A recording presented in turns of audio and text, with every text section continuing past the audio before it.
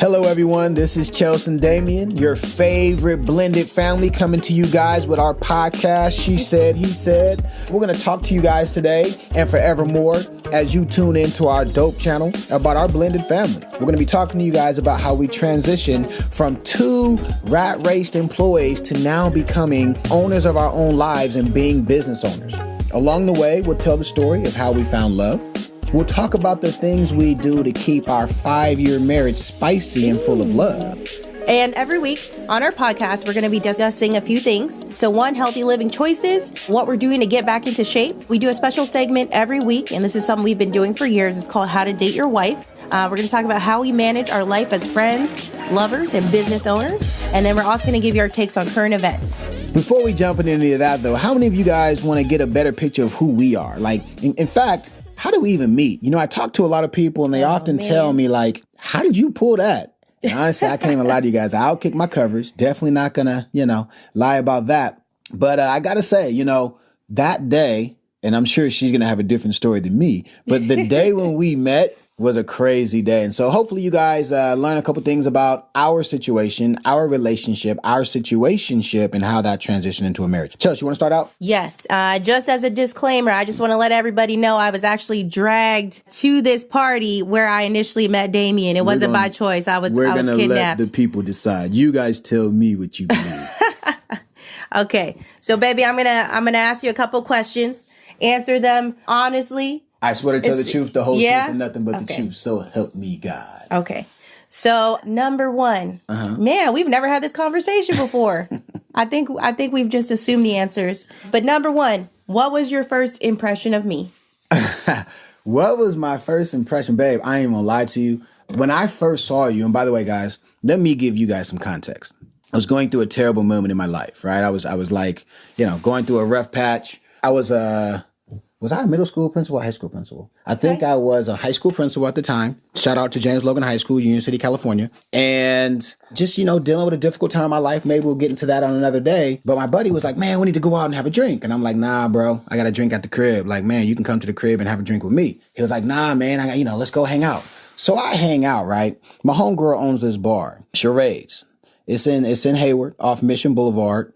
And I was like, all right, she lives around the corner. Let's slide through. So we go to her bar, and lo and behold, she has these partitions up.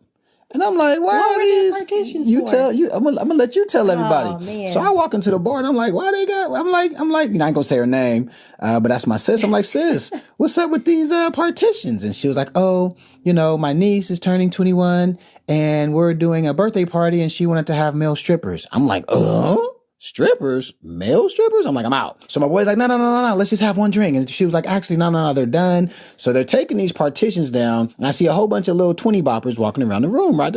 I'm like, okay. So I'm assuming I'm looking at a bunch of 21, 22, 25-year-old kids. And so I'm like, hey, sis, which one's your niece? And so she points out her niece and she was like, yeah, they all work at IKEA. And so, this is her and her friends doing their thing. So I'm like, okay. So me and my buddy were having a drink. At the time, I think the drink of choice was diced pineapples. So I was drinking a lot of pineapples with the vodka deal. Yeah, the Rick Ross deal. And so I'm having this drink and boom, I meet this girl. She tells me she's there with her sister-in-law. Yeah. So I see Chelsea. Chelsea's, she's a beautiful woman, but, she was taller than most of the other women in the room. What I did notice is there were a lot of guys who had their eyes on her. But, my own prejudice said, oh, here's a 22-year-old kid who works at IKEA. I'm out. So I just took another sip of my drink and kept it moving. I was definitely not a 22-year-old kid working at IKEA. Was a hospital manager. But okay, so that was your first impression of me? You saw me, but right. Oh, okay. So you saw me, but that was about it. That was the level of interest. Yep. Okay, awesome. Number 2, what about me stood out to you the most? Are you allowed to say it? I know. Do you want the PG-13 or you want the politically correct? Which one you want? This is our podcast, so I think we can say it. Yeah.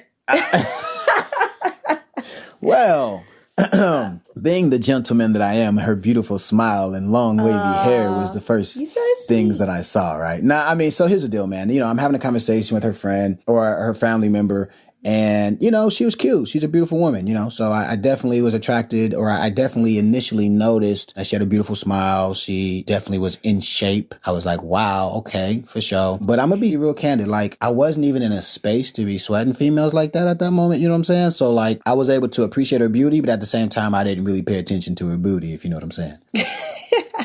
All right, I'm gonna take you on your word for that one. Okay, last two. What were your intentions, if any? If you had any intentions, I know you said you were in a space where you weren't really thinking about dating anybody, but did you have any intentions? And if so, what were they? Man, my intentions was to have another drink and get my tail back home. I didn't have intentions, It was cool to actually have a chance. I remember when you came over and we started talking and, your family member and I were talking about the Seahawks and the Niners.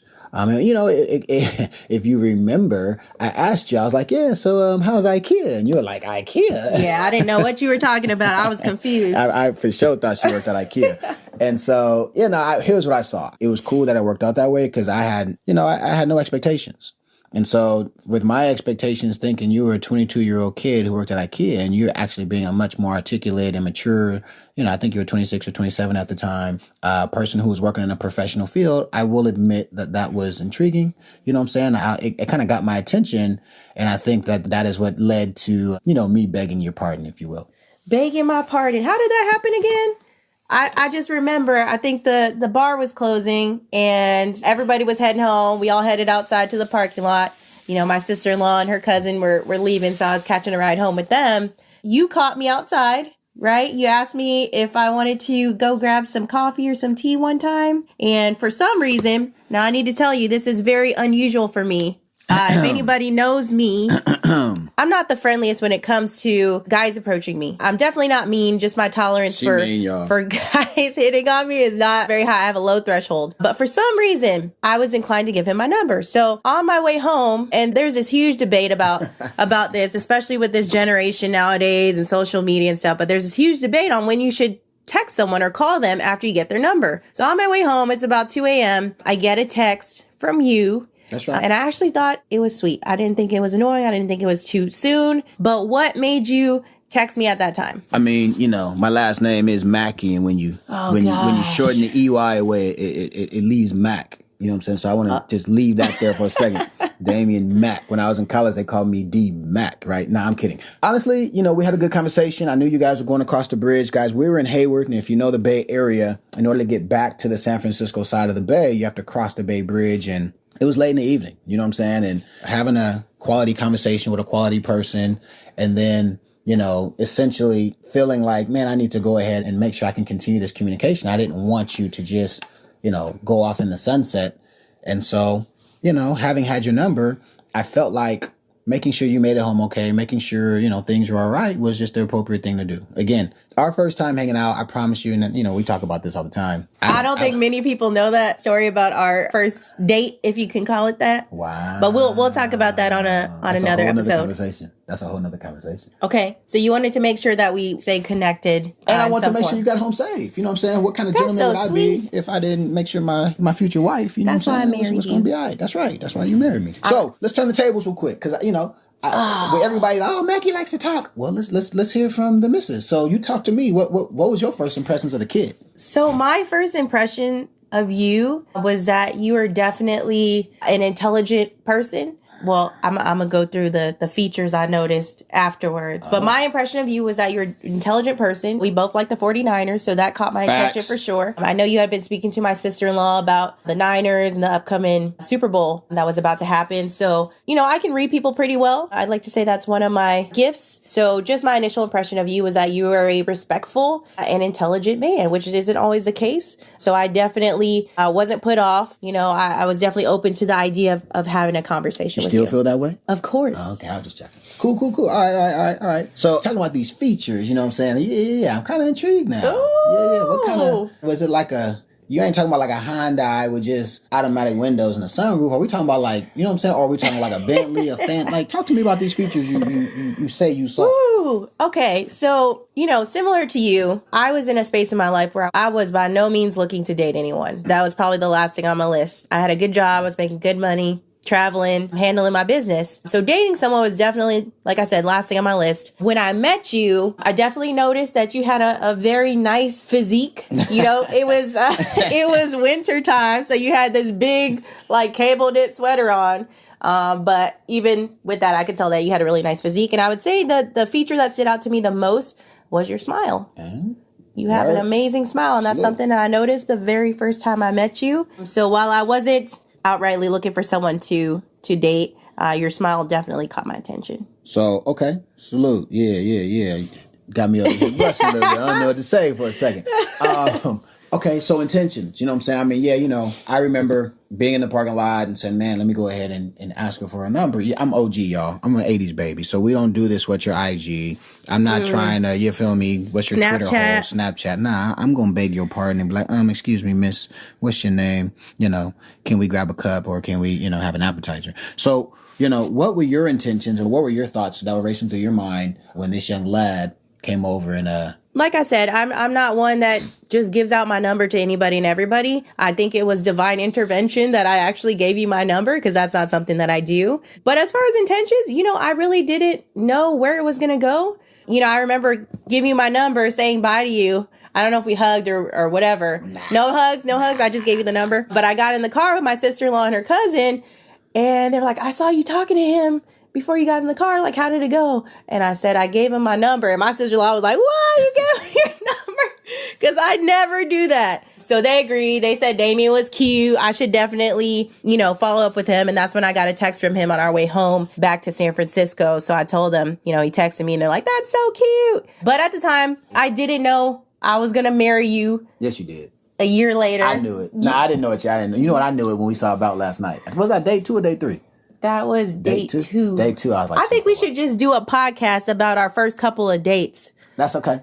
Okay. Here's what I want to know though. Wrapping that whole little deal up, who closed who? Oh, that's a good question. You know what I'm saying? Like I think it was kind of like a standoff. Can I take that point? I'll take that. You want to take the? I'll take the dub if I can have a dub. Okay, yeah, you can have that one because I wasn't trying to close nobody. There it is. I get the first point. I got the close. And so, that's always an interesting story to tell. What's interesting is those of you who know us, we literally are like best friends. We always hang around each other. My wife gets mad at me if I have to leave for business for a day. If I have something important to deal with. Not true. Actually, very true. Yeah, man, don't be stunned. And, how about that? Like at the beginning, I really was not looking for her. And of course, she likes to lie. And so she didn't just fall hopelessly in love with me from the first day. But we going to see when we do those other podcasts what the real story was. But hey, listen, guys, we definitely just want to take a couple minutes and share with you guys, who we are as people. We do want to let you guys know a couple of our handles. If you guys would like to reach out to us via email, we do have an email going up. It's she said, he said @gmail.com. And she said is actually spelled CHESAID. And then he said, and again, as she said is essentially Chelsea. Her name's Chelsea, my wife, my better half. And so the she is with the CHESAID. HESAID @gmail.com. We also have an IG page. We vamped it. We've used it a while. Chelsea talked briefly about how to date your wife. It's something we've done in the past, but we're going to be bringing it back with a little more oomph. And so guys, please tap in with us. Join us on this journey. This is the beginning. We're excited. We have been probed and prodded and asked to do this for years, and here we are. Babe, what are your thoughts? I'm just excited. This past 12 months has taken us on an amazing journey, and we're literally just getting started. So I can't wait to share with you guys every week. I believe we're going to be releasing a podcast every Wednesday starting first week of November. So I look forward to you guys tuning in, looking forward to getting some feedback, some input from you guys. And like I said, this is going to take us on an amazing journey. We want to bring you guys with us. And here's the deal, guys. My wife and I have a lot of really good info to share. We have transitioned from, I was a high school principal. She was a hospital manager. So now we've started from scratch. We've legit both retired from our prior careers. We've legit both retired from our prior lifestyles. And we're committed to doing this thing and running the game as business owners who run a business as entrepreneurs. And so those of you who are in a transition or considering a transition, those of you who are fed up with a 9-to-5 rat race position, those of you who are like, man, if I only had the correct coaching and mentorship that could push me in the right direction, continue to tap in with us, continue to listen, because guys, what we want to do is talk about our journey and share our story, but also create an example and model to others on why the traditional approach of getting a job, going to college, getting in student loan debt, and then retiring at 65 may not be the only way to success. And so, like we said, we'll probably try to focus each podcast, one on our relationship, one on us and our lifestyle. By the way, we got to get back in shape. It's a work in progress. Yeah, we're working on it. This woman feeds me like I'm a king, and I can't. He asked to be fed, okay? It's not like I just shovel grapes into your mouth. you asked for. Man, nah, absolutely not. But hey, we're excited, and so what we would love for you guys to do is to go onto our IG. We're going to post our picture. And if you guys like our logo, we'd like to get some critiques on it, but we're going to post our logo on our IG. Please go ahead and follow us and then leave a comment. Let us know what you're thinking. We do have a surprise coming out here at the end of next month. And so for those of you who follow our IG page, like our logo, and then leave a comment, we're going to have a special surprise for one of you guys who does that. Our website is coming soon. We have a YouTube channel that's going to be popping up as well. So there's going to be plenty of ways for you guys to tap in with us and communicate as we go through this process. But hey guys, just want to let you guys know everything we do, babe. We try to do it what way? Excellent. Man, excellence is everything in life. One of our hashtag is hashtag BXL small NT, be excellent. You guys will see that. Another one of our hashtags is hashtag CREW with a heart, crew love, right? And then our last hashtag is hashtag EBE. And EBE stands for excellence breeds excellence, but also what, baby? That's our motto. It stands for everybody eats. Man, we got to make sure everybody eats, y'all. So, hey, thank you for tapping in. We're excited for this to be our pilot, our first official she said, he said episode on our podcast. Guys, tap in, show us some love, share us on your social media, get a kid a little shine. You know what I'm saying? Babe, how do we finish up? And as always, be excellent. Thank you.